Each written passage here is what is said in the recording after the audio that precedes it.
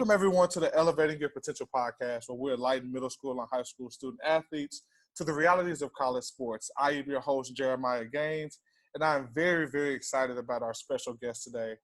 She's a graduate of Keller High School, where she led her 3 years in volleyball and was named to the first team All-District twice and District MVP once. She was a member of the National Honor Society and a two-time academic All-District selection. She led her club team to a runner-up finish in the 2010 Nationals. After high school, she chose to attend SMU on a volleyball scholarship. She received all-conference honors for all 4 years while playing at SMU, which I think is very, very impressive.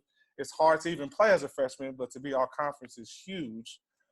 She received all-region honors 3 times and received all-American honors once. And she is also SMU's all-time leader in blocks with 623 career blocks.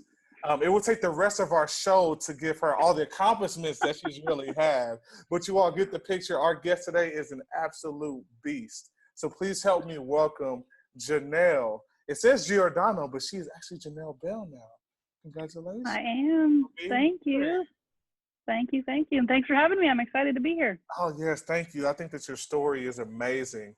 And so the first question I ask everyone on the podcast is, who is the best volleyball player you've ever played against and why? So I was thinking about this question a little bit beforehand, and I struggled with it only because I've played against hundreds of athletes, all of whom are amazing in their own respects, their own positions. And so I couldn't narrow it down to one person. And I also thought that thinking about the best player that I've ever played against encompassed more than just their physical capabilities and how they played on the court. It's more about who they are as a person. And so I picked someone that I played with instead of against. No, that's only perfect. because I know them as a person. I know their work ethic. I know their qualities other than just on the volleyball court. And so it's one of my teammates from high school, and we also played club together. Her name is Lindsay Klein, and she was a libero DS, and so she played on the back row. And I chose her only because, in thinking about everyone who I've ever played with, she's the one person who comes to mind when I just think about overall amazing leadership qualities, work ethic qualities. She loves competition. She loved working toward that competition. She absolutely loved the game.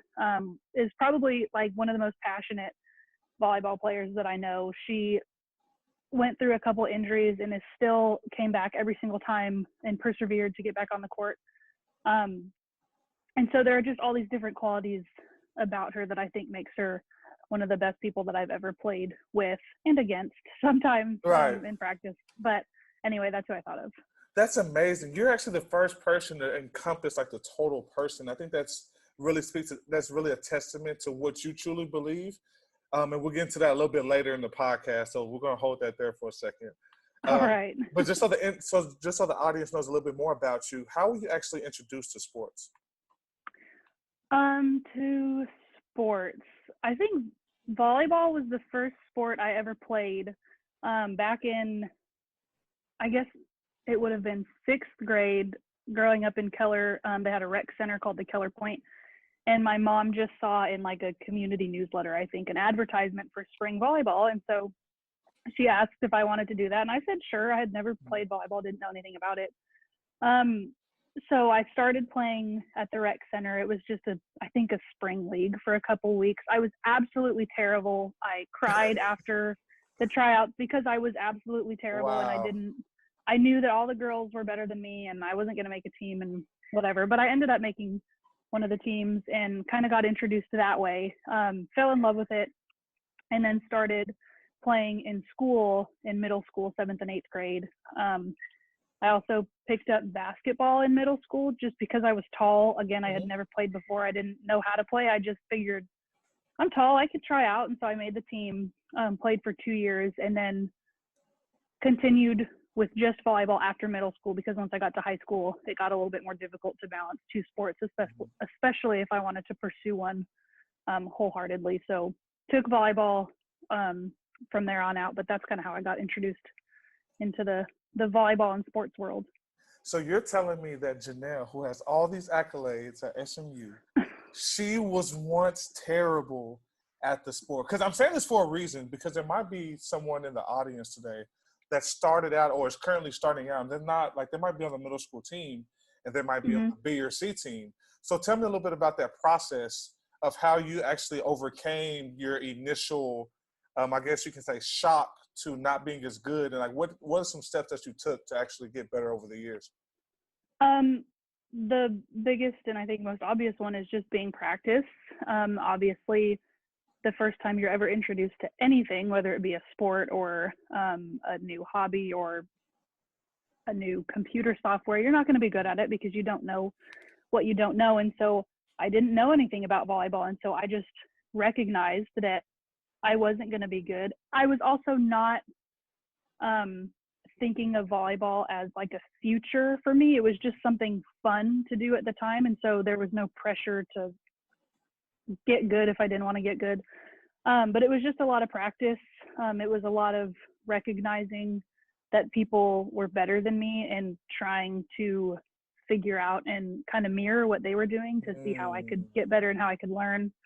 It was a lot of taking coaches' advice and just implementing it, being coachable, implementing their feedback into my game, and then just repetition. I mean, just constantly practicing the things that I wasn't good at over and over and over again until I got a hang of it and became more comfortable doing them. That's amazing. You just gave some really, really good nuggets that I hope everyone is listening to, because those are huge keys to being successful in anything. So let's talk about Keller for a second. So when we were in, so we actually lived next door to each other our freshman year, and we had a lot of conversations because I come from Red Oak High School, and I think Red Oak High School is the best volleyball program in the state of Texas. And you had some a differing opinion on that. So you, if I'm not mistaken, you used to tell me that Keller has been a pretty good volleyball program for a while now. Am I correct in saying that? Well, while you were growing up, possibly. Yeah, we were good. I'll say we were good when I was there because that's all that I really kept track of. Okay. I haven't kept up with the team. I'm so sorry, Keller. But while we were there, we were pretty good. And we made district a couple times. It's been a while. I can't even remember. I understand. But yeah, we won preseason tournaments. We went to district a couple times. So we were good. We were co or by district champs, I think my junior or senior year. So Got you. Yeah. And so you came your sophomore year. That's when you were first on varsity, correct? Mm-hmm.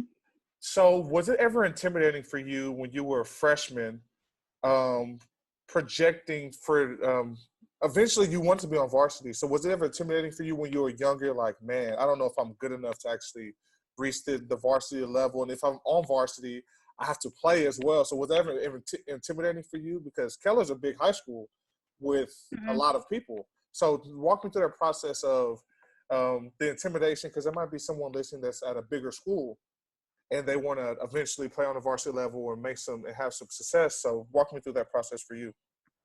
Yeah, I remember my freshman year, I was on the freshman A team, and so there were the freshman teams and then JV and then varsity. And so obviously just watching the varsity girls compete after our games and just seeing kind of the level of competition and the difference in the level of competition between the two teams. Obviously, my teammates on the freshman team were only freshmen, and so we were kind of all at about the same skill level. And then the girls on varsity could be freshmen to seniors. So there was kind of some like an experience gap, I think.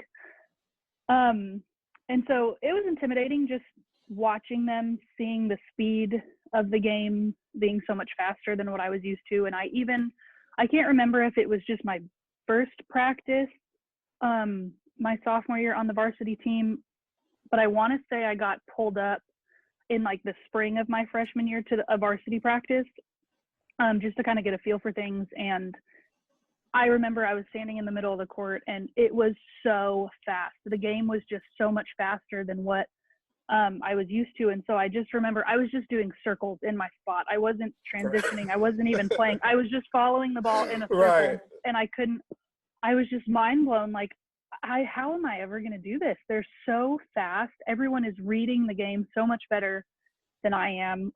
There's an aspect of reading the game, I think, in every single sport. And one of the aspects in volleyball is reading the setter on the other side of the net and anticipating where the ball is going to go.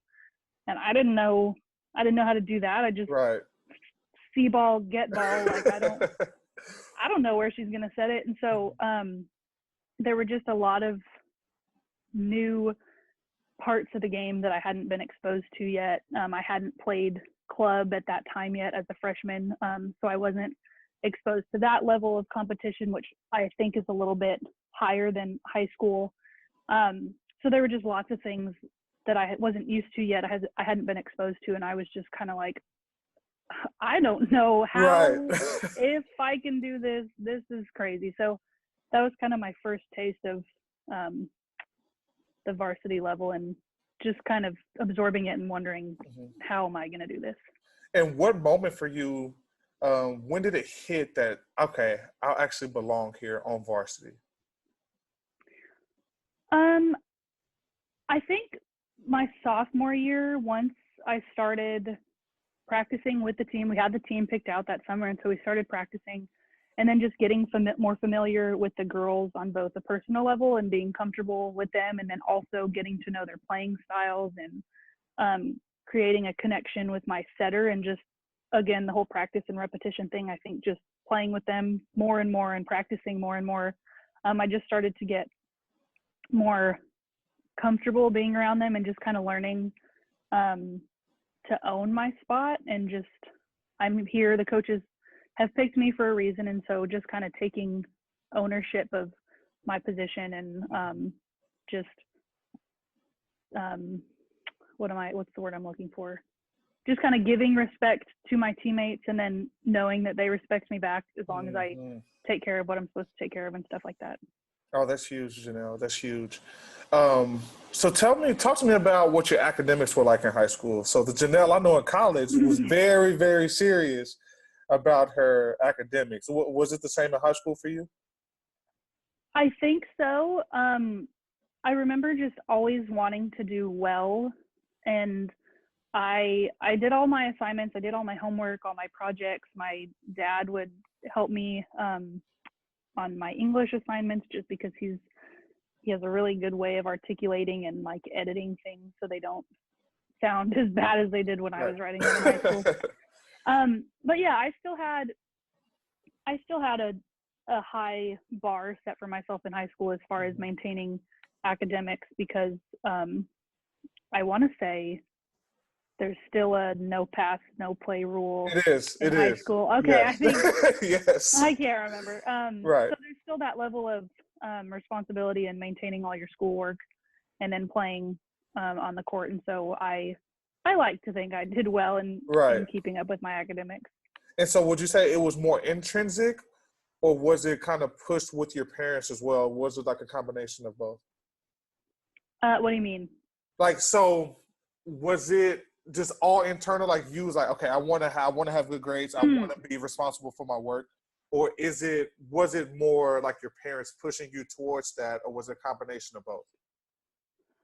I think I want to say a combination of both. I think a lot of it was on me and just taking responsibility for my schoolwork and owning it. But then I also think that subconsciously I knew that my parents wanted me to do well, and of course they would have supported me through anything, but there was just kind of like that voice in my head that was like, you need to make sure that you're doing all your assignments and staying on top of your schoolwork. So I think a combination of both. Perfect. Thank you. So let's shift to your recruiting process. So I'm very naive to the volleyball recruiting process. So walk me through what that looks like. What that looked like specifically for you.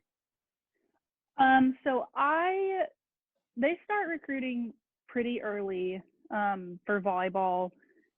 I think all recruiting is done through club. I don't know I think if you only played high school, I don't think it's impossible to get recruited, because if you're good enough, then your name is going to be swirling around the volleyball world. But I think it's very hard to get recruited only playing high school, because club is really where you get exposed to all of the college scouts. They're at all of the tournaments that you're at throughout the year, all of the qualifiers and national championships and things like that. And so that's really where you get exposed. And so when I started playing club my first year in high school, volleyball was just something fun to do. My varsity coaches at the time told me that I didn't make varsity my freshman year because I wasn't playing club. And so I didn't have that. I wasn't on the same level as the other girls. And so that's kind of what pushed me into club, knowing that if I wanted to continue my career and move up, then I needed to play club. So played club for the first year, my freshman year. And then at the end of my freshman year at the national championships, that's when I started getting little interest cards from college scouts. And at that point, like I said, I didn't ever expect to play college. It was just something to do for fun. I was playing it with my friends. I had no intention of playing in college. But when I started getting little interest cards and coaches talking to my club coaches and saying, hey, we're interested in Janelle, will you let her know? I was kind of like, oh, I guess I could do this at a college level. And so from that point, I started taking it more serious from a recruitment standpoint. And I worked with a recruiting agency, NCSA, who kind of helped me put together a profile and a highlight video that I could send out to coaches and that coaches could visit to see. And then from there, it was a lot of communicating with coaches. There are restrictions in when you can communicate. Right. Again, I can't tell you what those are, but I followed the rules and how I could communicate with these coaches. And just started showing interest in schools that were interested in me, where we had virtual interest. And then I went on a lot of just I don't even know if they were unofficial. It was just my family and I going to visit the school. Yeah, that's an unofficial. That is okay. So we went to a bunch of different schools because my dad wanted me to get a feel for different campuses. Every college campus has a different feel, and so started to do that. And then at the end of my sophomore year, that's when I had made my commitment to SMU. Really? Sophomore year, huh? Yeah, I committed really early, and it was funny because at the time I didn't have an interest letter from SMU. I don't think I had an interest letter. I had reached out to the coaching staff at SMU and I had said, hey, I'm really interested in your program, blah, blah, blah, blah. And then that's when they had kind of started looking at me. And so it's a lot of just communicating how you can with coaches. It's a lot of work too, because if you want to get noticed, you have to put yourself out there and stay on top of communication and stuff like that. So that's what mine looked like a little bit. Wow, that's interesting. A couple of things you said are so much different than football, because football is all school. Like there's a small portion of people play select football, but it's all, it runs through the school, runs through the district and the head coach. So that's interesting. And for you to, some people in football commit early, but a lot of people I didn't commit until the summer before my senior year, which is still technically early since signing day isn't until February of senior year. So that's very interesting to me. I do have a question. You said a couple things about you were just doing it for fun, and you just want to really just stay active. So do you think that was a positive for you? Like you didn't have as much pressure as the person who's going for these scholarships ever since they're 12 or 13, or do you think that was a positive or negative for you to have that mindset of just, hey, I'm out here having fun? I think it was a positive for two reasons. The first, I think it was a positive on when I got started. I didn't start playing school ball until 7th grade, really. I didn't start club until my freshman year, so that would have been like the 15s club year. And so I wasn't exposed to it at such a young age to where by the time you reach the college level, a lot of people just burn out. They've been playing since they were 8, 9, 10, 11. And so by the time you get to college, you've already been playing for 10 years and you're kind of like, I just want to do something different. I just want to go to school and be able to do what I want. So I think it was a positive from that perspective. And then I also think it was a positive because I never had the pressure in the back of my mind of needing to do really well, needing to be on the best team, needing to be the best player. I competed, but I was never in competition with people to try and be better than them. I just played. I just played, and then I was happy to play, and then coaches kind of told me what to do to get better, and I took that advice and I incorporated it into my game. But there was never, and I put a lot of pressure on myself to be the best, or I did in college, and so I didn't have that at a young age, and so I was just kind of able to play, and it was fun. And I think that kind of like the fun part of the game was able to take root rather than like this pressure to do really well and always kind of just having it be stressful. It was more fun, I think. Right. I think what you're saying is so powerful because when you get to college, I don't think student athletes understand that there's a different level of pressure and expectation that naturally comes with being a college student athlete. Like it's not, it's more serious than it is fun. Probably 95% of the time is serious, and 5% is actually fun. So I think just not having that pressure as you're going through high school, like you said, it prevents burnout. It prevents you, like you enjoy going to workouts, you enjoy doing these extra things because there's no pressure involved. So I think what you're saying is very, very important. Yeah. So why ultimately did you choose SMU? So at first, the first time I ever visited SMU, my parents just wanted to show me SMU. It was kind of a pipe dream at that point because my parents, if I didn't get a scholarship to SMU, I would not have gone to SMU. But they wanted to show me what SMU looks like. You know, they just wanted me to get a feel for a different kind of campus. So we drove to SMU at some point, either freshman or sophomore year of high school. And at first, Keller isn't like suburbia, but it's more suburban than Dallas. And so I wasn't used to the big city. I wasn't used to being right next to a major freeway. And so I didn't like SMU. I was like, this is too close to the freeway. This is too close to Dallas. I don't like it. And my parents were like, what? So I didn't like it at first. But then we went back and walked around the campus a second time. I met the coaching staff, kind of got a tour of all the facilities and stuff like that. And I saw SMU differently. It was more of like a little community within the University Boulevard and SMU Boulevard. It was just kind of its own little walking distance university. I liked the size. I liked that it was really small because I had also visited some campuses that were huge, like Ohio State, where you have to take the bus to get to different classes potentially. You visited Ohio State? I think we had a tournament up there one time.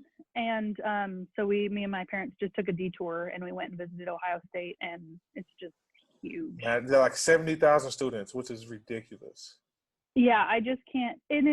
I didn't like, SMU has a college feel. Like when you're on the campus, you feel like I'm in my little SMU bubble, which I liked. And then at other campuses like Ohio State, it's like a miniature city. Like you're on the campus, but you feel like you're just in a city, and I just didn't like that. And so I loved the campus. I loved the size. I loved the distance to my parents. I was only about 45 minutes away from home, which to me was important just because I'm a homebody, and so I liked the ability to always see my parents whenever I wanted to. They could come to all our home games.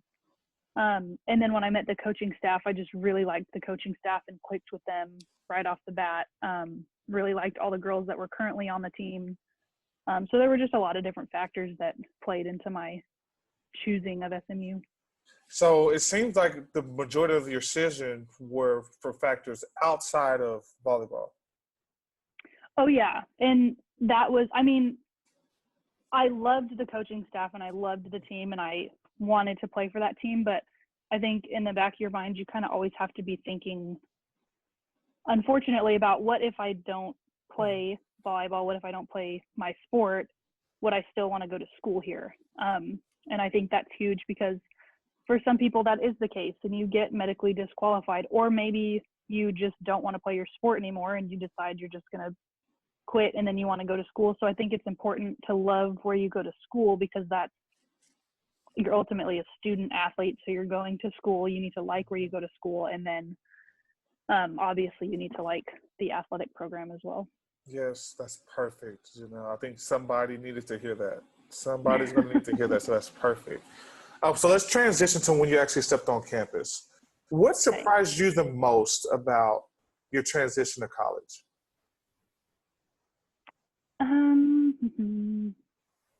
About my transition, maybe the amount of work that went into everything between academics and athletics. I think, I don't know, I feel like a lot of people can get the assumption that student athletes have it easy because maybe teachers go easy on you or you get all this stuff. But in reality, when we show up to campus, we have to take summer school to start earning credits. And in the middle of summer school, we're waking up for 6 a.m. weights and then going to classes. And granted, there's some free time in the afternoon because you only have to take like 2 summer school classes. But you have weights in the morning and then you have a team practice after your classes in the afternoon. And then you still have homework. And then you might have like an evening conditioning session or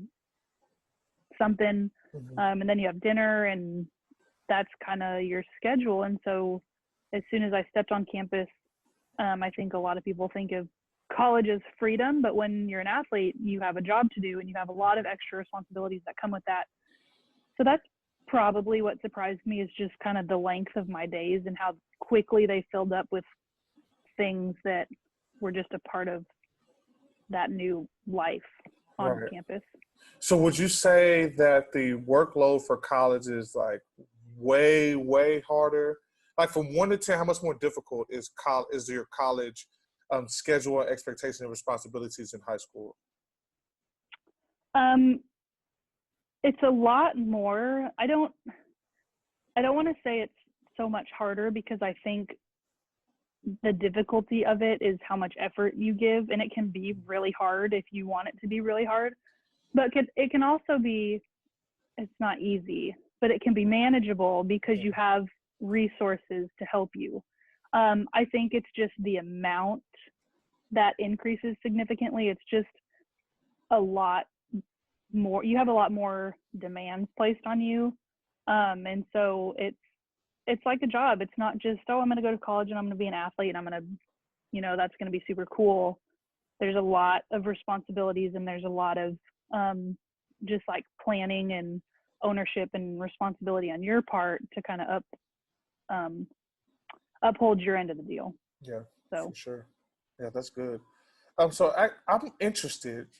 Tell me about your experience as a female student athlete, especially being a non-revenue generating. So for those who don't know, revenue generating sports are typically like football and men's basketball that bring in a lot of fans, bring in a lot of money from concession stands and gates and different things like that.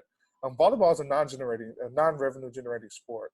And so tell me about your experience, one, as a participant in non-revenue generating sports. Like, what do you think the perception of volleyball was on campus?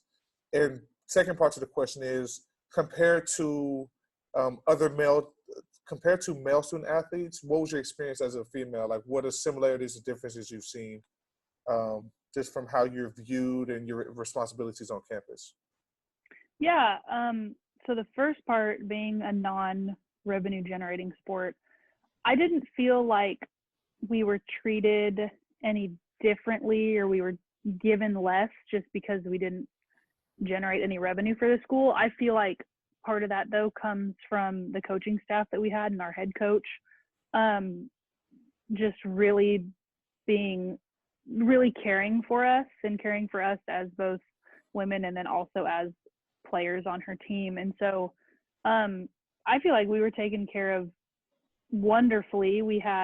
Which I think we were taken care of a lot better than a lot of other volleyball programs are. I mean, we stayed in really nice hotels. We got to eat really good food. She always made sure we had whatever we needed. We got all the gear we needed. We weren't lacking anything. There was nothing that we needed that we didn't have. And so I think that just speaks a lot to our program and how much the people above us cared about us. And so I didn't feel personally any lacking just because we weren't a revenue generating sport.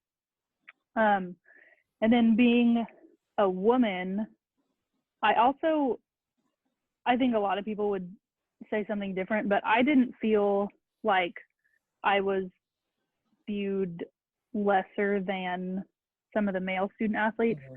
But I feel like everyone at SMU's perception is probably a little bit altered just because SMU is not the most prideful school right. in their athletic program. Right.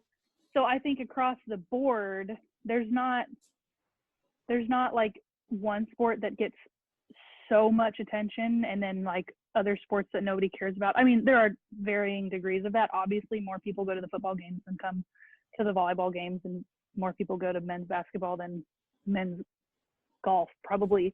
But I just think that has a lot to do with it, is just the culture of the school and how much school spirit there is or there is not, unfortunately, at SMU. But I think just in my role as an athlete there, as a female student athlete, I didn't feel any lesser than. And I think that's also just me as a person. If people did treat me like that, I didn't take it that way because I was just confident in who I was anyway. And then also back to the first point about being on a non-revenue generating team, I think that's also very specific to SMU because there are other much larger volleyball programs within the NCAA that just get a lot of attention. Their school is just they're so backed by the school the volleyball program is. And so I think it varies by school, but again, I didn't feel like I ever lacked anything, knowing what the circumstances were, if that makes sense. That definitely does make sense. And it makes me feel good that you all did not have a negative experience with that.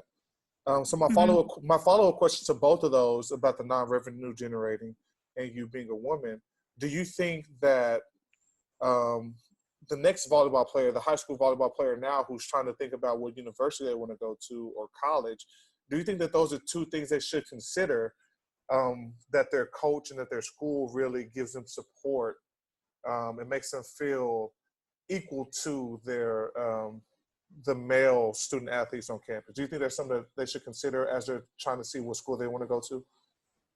Yeah, I think they should consider it from the standpoint of how they're treated as an athlete in general. I think athletes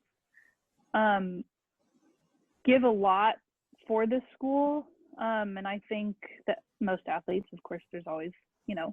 But I think athletes, they do a lot, they give a lot, and so I think in return, we just want to be taken care of. We want to know that we have the resources to help us when we're injured. We want to know that you're going to take care of us on the road and make sure that we're nourished the way we should be, and that like our voices are heard as far as when, like if we're exhausted, there's going to be times where you have to push yourself, but when you are on the verge of breaking or you are broken, like hear me and understand me and listen to me. And so I think that knowing the culture of both the school and the program that you want to be involved in is big, and just kind of talking to athletes and hopefully getting an honest impression of what that program is like, not just someone who doesn't like it because whatever reason that isn't really a valid reason. Mm-hmm. But I don't think decisions should be made like I want to go to a school where at least 5,000 fans come every game. And I don't think that aspect of revenue generating should be taken into consideration, because yeah, it's so fun to play in front of a sold out crowd, but I don't know, you went to a game, you know how many people typically came to a volleyball game. It wasn't a heck of a lot, but I still had a lot of fun, and I still loved my experience. And so I think that aspect of it is a pro, and if you can get that, then wonderful, but it shouldn't be like a deciding factor, because I think there's so much more to the experience than just how many people come to watch me play, and the little things that just really don't matter at the end of the day. Right. Oh, that's perfect. I'm glad that you brought up the fact that you should think about how you're valued as a complete student athlete, because the only reason why I asked you about those two things was because I was a male and I was a revenue generating sport. So I wanted to get your perspective. I'm not trying to, for anyone listening, I'm not trying to single her out because she is a female. I just want to get that perspective and trying to hit that audience as well, how you felt about that. Yeah, for sure. Another thing you did talk about was your self-worth. And so I know that you are a Christian and believer of Jesus Christ. So how does your faith, what kind of role does your faith play in your journey through college? It's huge. And I think my journey through college is kind of what not reestablished my faith, because I've always been a woman of faith growing up, but I think it kind of ignited like a new kind of relationship with God. And so through going to FCA, started going to FCA, I think freshman year, going to FCA retreats, and then just kind of having that group of people by you that you could walk through life with and college with and through your faith with was huge for me, just because there are a lot of distractions in college, and they're just in college in general. And then being an athlete, there are just so many other things that you have to do and you have to get done, that it's super easy to just kind of let your faith fall by the wayside and just not take precedence. And so going to FCA and then going specifically to that FCA retreat, that's really where me personally, I learned about having a relationship with God, and kind of learning how to talk to him and pray to him, and just in every situation that I was in that I just kind of felt like I was drowning, like I would call out to him, and just kind of put my faith back in him in that moment and just give the situation to him, knowing that he was with me. And so that played a huge part in the rest of my college journey, because I hit a point in my sophomore year in volleyball where I had made the all-conference team freshman year, which was a surprise. I don't even think I knew about awards freshman year. Again, I was just playing because it was fun and I was excited to be on the team. And then sophomore year, I kind of felt like I had to repeat myself and do just as well so that I could get more accolades. And so I was so stats driven that in the middle of a game, as I was doing things, every point I would get or mistake I would make or block I would get, I was like tracking it in my head. And it was horrible because I wasn't playing the game anymore for the love of it. I was playing it for the statistics and making sure that I was a leader on the leaderboard. And so then that sophomore year when I went to the FCA retreat and kind of reestablished my relationship with the Lord, that kind of just really helped me throughout my junior and senior year to learn that volleyball is not what I'm here for. Volleyball is not my purpose. Volleyball is just something that I'm blessed to do and I've given the ability to do. And so it really just kind of freed me from needing to do amazing, needing to be the best. Like that was still my job. And so I still gave everything I had. I still competed as hard as I could and worked out as hard as I could and trained as hard as I could, but it wasn't everything. And so to me, my faith was just everything in guiding me through college, realigning me whenever I got off track, kind of putting my focus back on the Lord when I got distracted and wandered. And so, yeah, it's huge. It's a definite, I don't know what the word is, but it's like it's the cornerstone in your journey through college, for me at least. That's so amazing to me because a lot of times we do put our identity in the sport that we're playing. Mm-hmm. And so for you to take a step back and to say, okay, I don't need to be stats driven and still have the opportunity to have some of the accomplishments that you had over the last 2 or 3 years is so amazing to me. So let's take a step back real quick. What are some steps or what are some things that you would tell either a Christian or a non-Christian who's a student athlete and they're struggling with their self-worth? Like they think that they're this great athlete and this is the only thing I can do. Like how do you help them kind of understand that they need to build their character, have great academics, be a great leader, and be kind to people? Like how would you help that individual who might be going through a situation like that? Yeah, I think it's kind of taking a step back and looking at the situation with a new perspective. I think when you're in the middle of something, it's so easy to only see what's right around you. And so if you're a volleyball player and you're in the middle of your volleyball journey, it's so easy to only see like the next couple months or whatever ahead of you and think that volleyball is everything. Volleyball is my entire life. Volleyball is who I am. And so it's easy to focus everything that you do around volleyball or whatever the situation.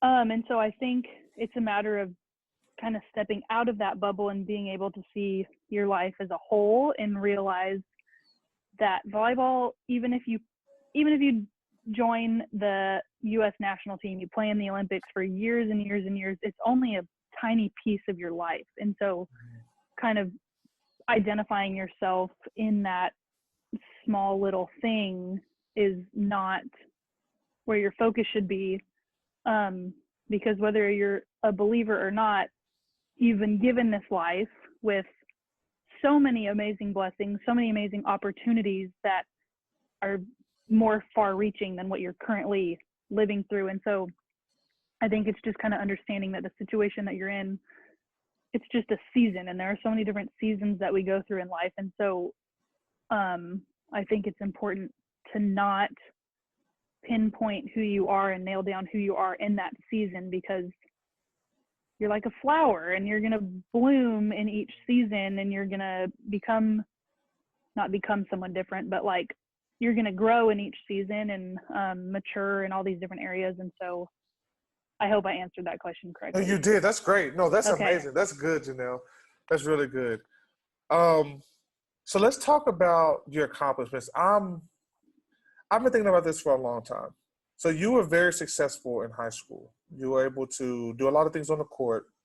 And then when you got to college, you were able to bump it up another level and be recognized on a national level and not just like the local state level as well. I'm sure you had a little bit of that in high school, but like college, like the media and everything's a little bit different. So what did it take for you to elevate your potential from high school to college? Because there's so many great high school athletes that don't necessarily translate to the collegiate level. So what did that take for you? What was your mindset? How were you able to do that?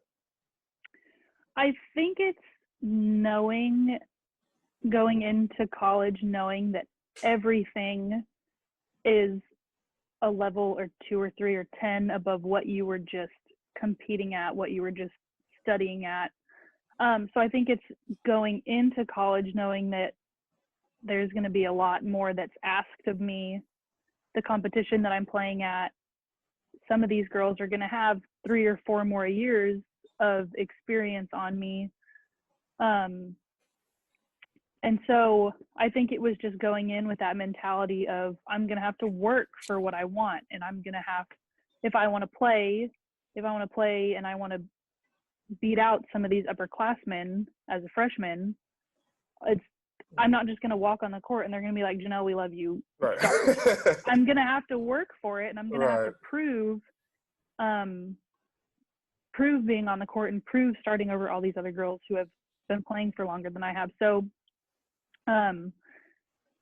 I think it's going in knowing that, and knowing that you're going to have a lot of extra work, and it's just embracing it. I think some people, maybe they know that, but they kind of shy away from it, or they just don't want to give the extra effort, which by all means, that's your own decision, but then you're just going to have to accept where those circumstances land you, which is going to be in the same position that you were always in. So if you want to elevate and you want to take your game one step above and all that other stuff, then you have to have that mentality of, I have to work hard. It's probably not going to be fun a lot of times. It's going to be painful.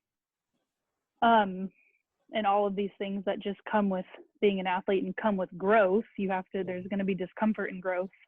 So I think it's just embracing that and having fun with it, because at the end of the day, when you think back, like when I think back on my experience, I don't think back on all of the 6 a.m. workouts that I absolutely hated. I don't think back about that one set of push-ups that I had to do where I was on the verge of crying because it hurt so bad. I think about all the amazing games that I missed, the adrenaline rush. I missed those close sets that we ended up winning. And I just think about all of the good things and successes that came out of that hard work, and mentality of just embracing what I knew was about to come.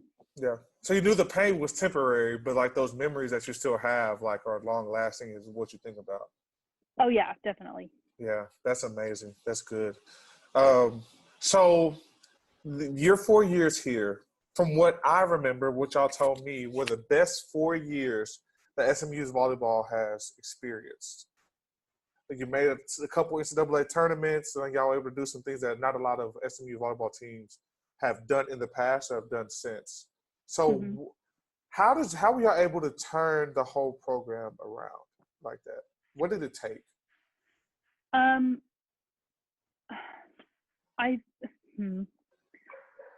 think it was the dynamic of the team that we had.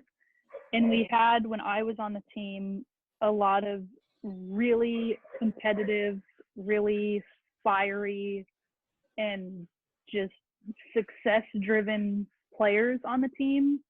And so I think we kind of were just all aligned on the same thing. And I know my freshman and sophomore year, the team was super young, because I think half of the team playing at any one time was either a freshman or a sophomore. Sorry, my dogs are barking in the background. Yeah, you're perfectly fine. We love dogs on here. We love dogs. So the team was young, but we were all just kind of on the same page for those few years. We just wanted to win. We knew we were good. We knew we could. And so I think we just had a different dynamic going. And the group of girls that we had throughout my 4 years, every year we just clicked, and we just had a thing going. And I think all the years, I think there was a good group, a solid, probably majority group of girls on the team who were Christians. And so there was always that kind of higher purpose that we knew we were playing for. And so we kind of connected on that level too. And just kind of knowing that any mistakes that we make, anything that happens on the court that wasn't what we were planning, like, we're good. We're not rooted in the mistake that we just made. That's not who we are. So I think that was just kind of what, at least for the years I was there, I feel like that's what kind of took us to the next level, is just we were just connected as a team. Yeah, that's good. I think a lot of people need to understand that the success that you have individually is, I think, directly related to the success of your team as well. And so by y'all being on the same mindset, going towards the same thing, it was easier for y'all to, like you said, forget about those mistakes. Like, your mistake is not what's going to define you. You're not trying to make that mistake. You just made a mistake. Right. And so it makes it easier to move past the mistake that you make on a play and move forward to the next play or set or whatever you need to do, which I think is important. Yeah. And I also think that we all knew that we needed each other in order to be successful. Like, I wasn't I wasn't going to pass that kill the ball all myself. Neither was Katie, neither was Abby. You know, I needed Mo to dig the ball. I needed Avery to set the ball. I needed Katie to kill the ball. Like, we just needed each other to make the whole thing work. And so I don't think there was a lot of like selfishness on the team. It was togetherness. Right. No, that's the beauty of team sports, Janelle. That's really good. Yep. So as we finish this interview, I want to talk a little bit about your degree plan and what you're currently doing. So when you were initially coming into college, what did you think that you're going to get your degree in? I think it changed like every day. I think initially I wanted to do math. I wanted to major in math. And so I started down that course my freshman and sophomore year maybe, and started taking math credits toward a math degree. Got to Calc 3, passed Calculus 3 by the hair on my chinny chin chin, and then got to like the next math course, which was some algebra class that I couldn't do it anymore. I was like, I don't understand this. I'm not retaining the information I'm learning. I'm simply putting it in my brain in order to put it on the test paper, and then I'm losing it. So then I changed and I switched over to journalism because I thought at that point I wanted to be a sports broadcaster. So I started doing journalism and I ended up majoring in journalism. I saw that through, but the summer before my senior year, I did an internship with CBS 11 News just as a news reporter intern. And I just learned that the newsroom and kind of the lifestyle of a reporter was not for me. It was just kind of chaos, kind of, I'm very type A, and I need a routine. I need a 9 to 5 schedule, and I'm going to go to work at 9. I'm going to go home at 5. And as a reporter, you're called wherever the story is. And if the story ends up resolving itself and fizzles out on your way to the story, then you just pull a Yui and you go back. And so it wasn't for me. I didn't like the uncertainty of every day. And then I also realized that I couldn't be a sports broadcaster because as much as I love sports and I loved being an athlete and I loved being surrounded by athletes, and I love the athletic world, I did not know enough about other sports to be able to report on them and be smart. So that wasn't an option. So when I was looking for a job after, or I guess toward the end of college, I just kind of expanded my horizons to communications as a whole, just because journalism and communications kind of go hand in hand. So that's when I ended up finding the job that I'm currently at, which is not math or it's not journalism related. It's just communications in general. Yeah. So how do you feel now looking back about you switching and transitioning a couple different times, and now that you're in communications in general, but just kind of different than what you thought? What would you tell that student athlete who is struggling to figure out what they want to do with their career? Is it a big thing for you that you're not doing what you initially thought about? So walk us through that a little bit. No, I think whenever you go to college and you have to declare your major, I think that's really hard at 18, 19, 20 years old to choose what you want to do for the rest of your life. And because I still don't know what I want to do.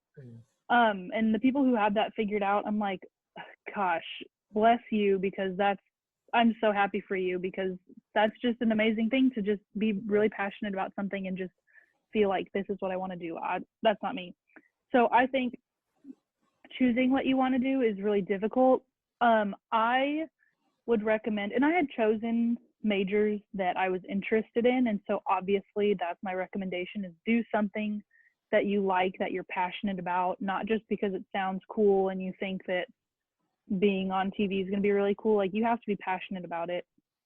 I think changing your mind is totally fine, even if it if you've been taking courses that lead you toward this major and now you kind of need to switcheroo and you need to take courses toward this major, you'll get through it. It's not going to hold you back or anything. I think making the right decision and changing is the most important thing, is realizing that's not what I wanted to do. This is what I want to do. And then I also just think one thing for me that I learned was huge are internships.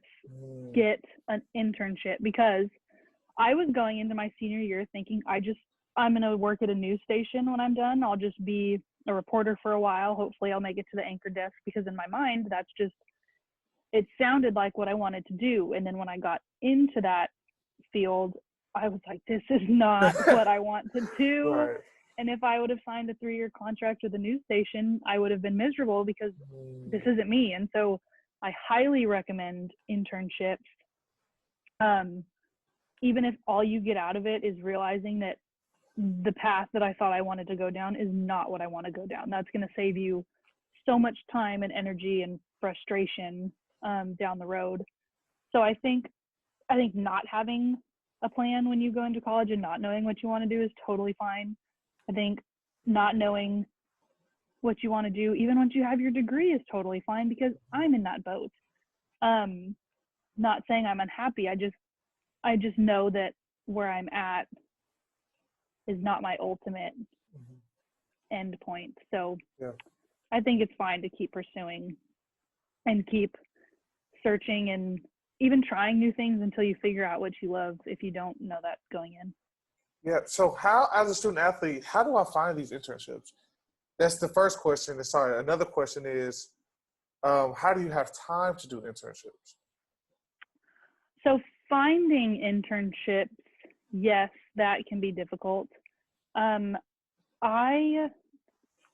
found my internship through the journalism department at SMU. And I think that's how a lot of programs do it, is you can, because your professors are well connected, they're experts in their field, and so they have connections. And so I think a lot of times you can find internships through there.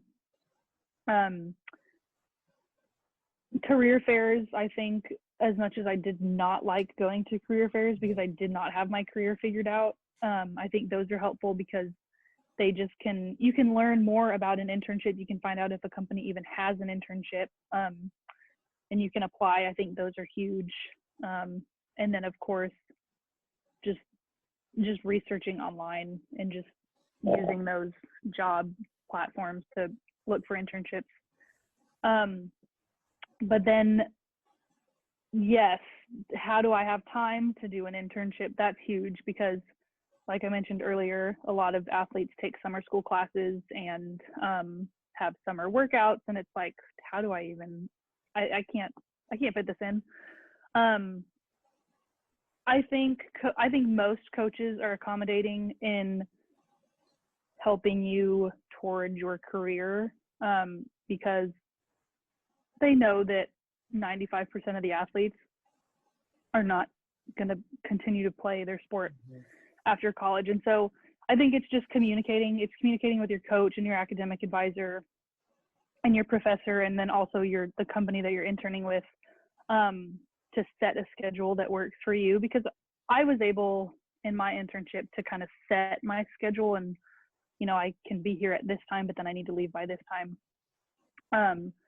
And so I think it's really owning your schedule and being a good time and project manager, and just kind of talking with your coach and letting them know that this is important to me. I need to figure out what I want to do with my life. I have this opportunity, and kind of present a plan to them. Like, here, I can do this. I'll be working from this time to this time, but I'll be back for these practices. I'll be here in the morning for this workout, stuff like that. So it's just really knowing your schedule and just kind of making the puzzle pieces fit together.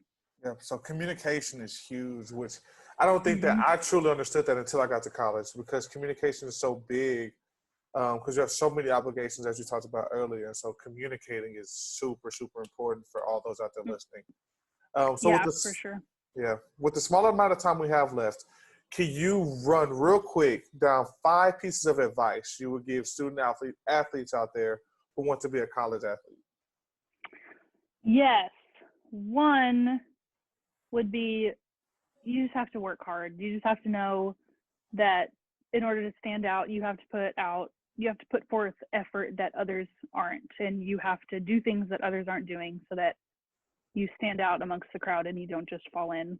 The second thing would be what you just mentioned, communication with colleges in whatever degree you can do that at your point is huge, because if you want colleges to notice you, you need to get the word out. You need to talk to them, communicate with them, show your interest, all that stuff. Otherwise, they might think you're not interested if you're not talking to them.